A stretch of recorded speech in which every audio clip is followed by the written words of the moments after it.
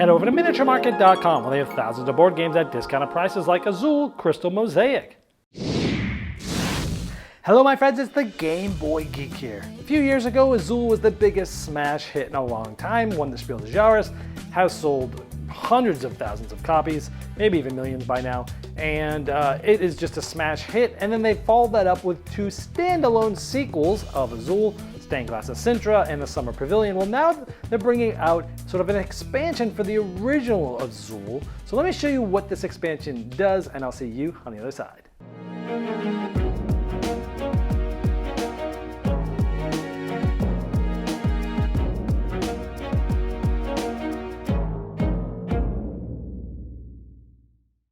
Okay, so this expansion comes with, first of all, this plastic insert that goes on top of this. This actually just comes off. This helps hold the pieces in.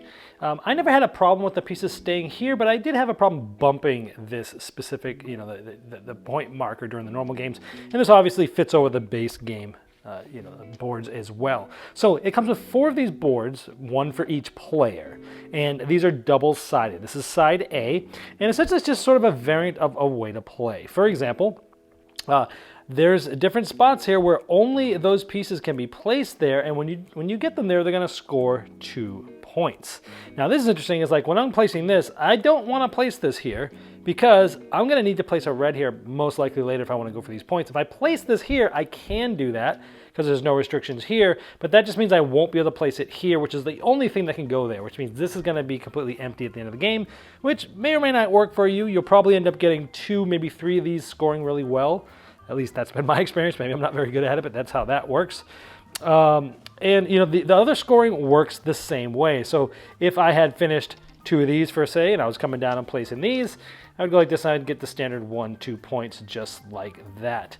Now, let's say it was like this, and this had scored previously. If I place here, I can place it here because that's the only kind that can go here. And you get the normal points, but you multiply it by 2. So this would be 1, 2, so I'd get 4. However, if it was like this, I'd be getting 1, 2, 3, 4, 5, 6, I'd be getting 12. So you can really set yourself up for later in the game working around these things and placing there and try to get some really big points there.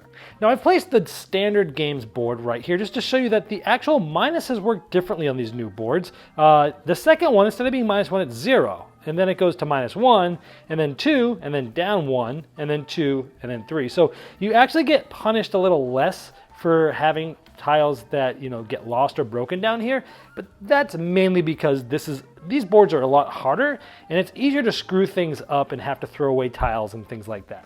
Now the other side of the board has the same negative scale, so it's the same as the other one of this. Again, a little more forgiving than the base game, but also this one you have to place, if you place a piece here, you have to place this here. So only this could go here. Everything else works exactly the same, but this is very tricky because if you remember in the base game, you have here these things where like, okay, you're always going diagonal, and that's going to allow you to kind of fill in different things and not get screwed up, and it keeps you from trying to place the same thing, in the same row or column, which is illegal. But this gives you a way that's like impossible to do that. But as soon as you start seeing something like this, if this wasn't, these things are crazy because you used to be able to try to be like, okay, let's put them on diagonal here and then diagonal somewhere else.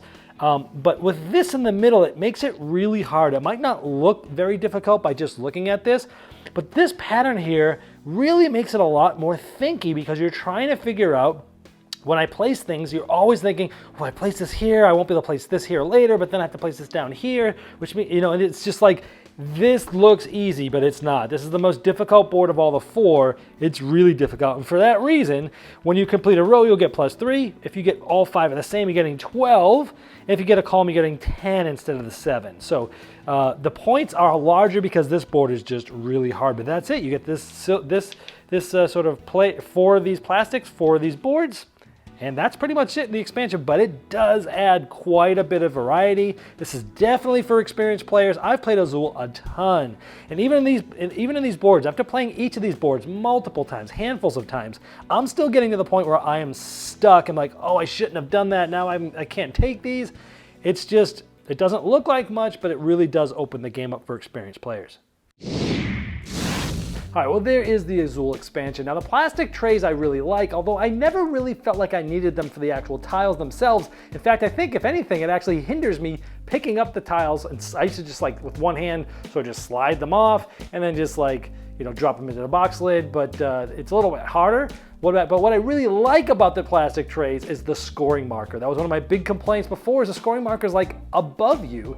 And as you're going and grabbing tiles, it's very easy for your elbow or your arm just to hit your scoring marker to move it. And now that it's in a plastic tray, that doesn't happen. So even if maybe it's a little harder for me to take the tiles out, at least they're stagnant and it doesn't mess up the scoring marker. So definitely a big positive for those plastic trays. And obviously you can use them with the original boards as well. So I like that aspect of it. The doubling the amount of the content in the base game is what this is all about, because you know you have a double-sided board before and now you have another double-sided board, so now you've doubled the amount of boards that you can play on, and I just think that's a good idea. And it's simple, it doesn't add any new mechanisms, but it gives you something new to think about for sure. If you want something bigger and better, then go with the other sequels, but it's keeping true to the original way the one plays, but it's just changing the puzzle up quite a bit.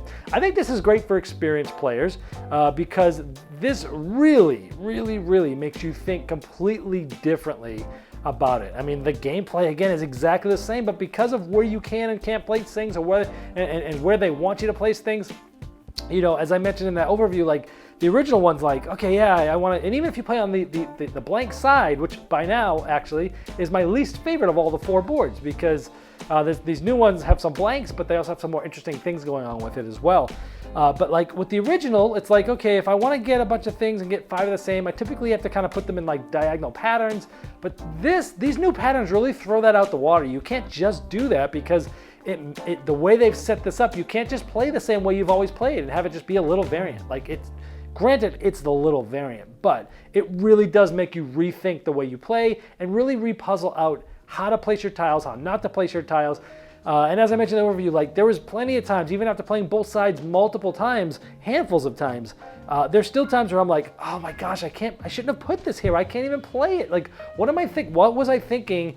You know, when I couldn't put this here, now I'm not gonna get the ×2 bonus here. And it's just like, it really does make you think differently. I love the 2 times points, because you're constantly trying to like work around them and trying to find the right time towards the end of the game to hit it with a huge, you know, 16, 18, 20 point thing. But the longer you wait, the more you don't know what tiles are gonna come out next round. Someone's one spot away from closing a horizontal row and ending the game.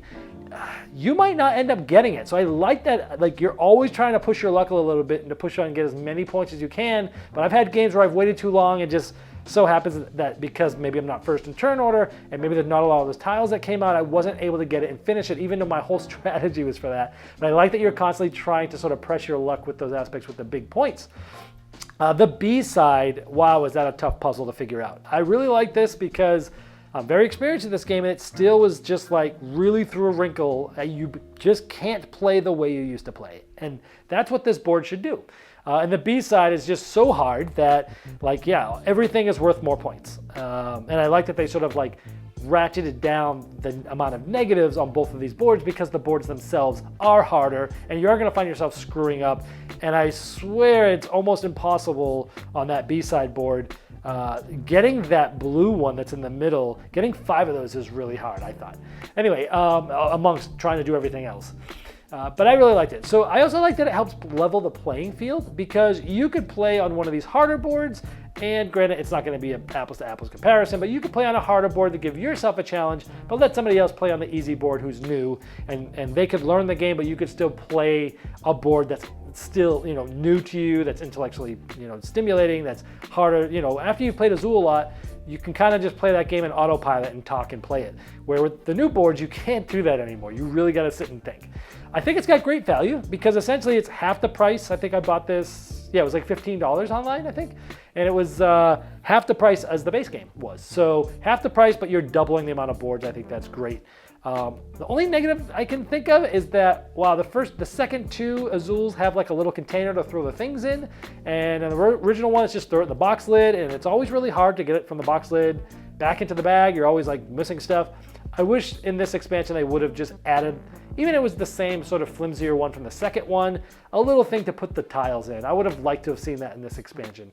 But other than that, I think it's a great value. If you liked Azul, and if you're kind of sick of Azul, but you wanted some new challenges, this definitely does that. And this has been the Game Boy Geek, breaking down barriers, growing relationships through board games. helping you find the next one you'll love. Lucky Duck Games has launched a brand new online shop and are offering you, my viewers, a special discount. During checkout, use promo code GameBoyGeek10 and you'll save 10% on the price of your games. On the Lucky Ducks game shop, you'll find exciting new releases such as Tang Garden, which I recently reviewed, and the link is below, and It's a Wonderful World, as well as award-winning games like Chronicles of Crime, which is one of my favorite cooperative games of all time, and Vikings Gone Wild. So why not visit LuckyDuckGames.com now and find something new to play?